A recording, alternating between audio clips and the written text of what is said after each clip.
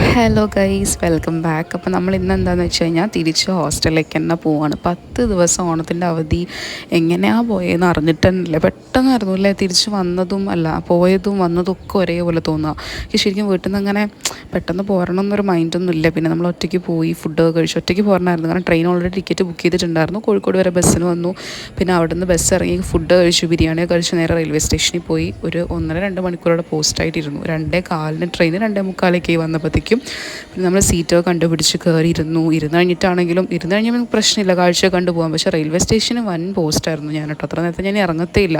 9 മണിക്ക് വീട്ടിൽ നിന്ന് ഇറങ്ങി 12 മണിയാകുമ്പോഴത്തേക്ക് സ്റ്റേഷനിലെത്തി. 2:15 ട്രെയിനാണെങ്കിൽ 2:45 ചെയ്തു. അതിനുശേഷം പിന്നെ ഞാനവിടെ കണ്ട കാഴ്ചയൊക്കെ ഇങ്ങനെ എടുത്തു വെച്ചു കേട്ടോ. ഒറ്റയ്ക്ക് യാത്ര ചെയ്യാൻ എനിക്ക് ഇഷ്ടമാണോ എന്ന് ചോദിച്ചാൽ വലിയ ഇഷ്ടമായിരുന്നില്ല ആദ്യമൊന്നും. ഇപ്പം എനിക്ക് വലിയ കുഴപ്പമില്ല കേട്ടോ. നമ്മുടെ തന്നെ കമ്പനി ഇങ്ങനെ എൻജോയ് ചെയ്യാമെന്നൊക്കെ പറയും. ഒരു കണക്കിന് അത് രസം തന്നെയാണ്, കാരണം നമ്മളെ തന്നെ കുറച്ചും കൂടെ ടൈം നമുക്ക് കൊടുക്കുക, അങ്ങനെയൊക്കെയാണല്ലോ.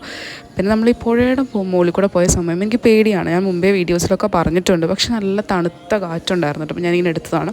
പിന്നെ നമ്മൾ പഴയ ലൈഫിലേക്ക് പോയി 2-3 നാരങ്ങയൊക്കെ മേടിച്ച് വന്നു കേട്ടോ. അപ്പോൾ നമ്മൾ ഹോസ്റ്റലിലെത്തി. രാത്രി ഞാൻ ഫുഡ് കൊണ്ടുവന്നിട്ടുണ്ടായിരുന്നു. അപ്പോൾ എന്ത് വഴി ഇത്രയൊക്കെയുള്ളൂ. ടാറ്റാ.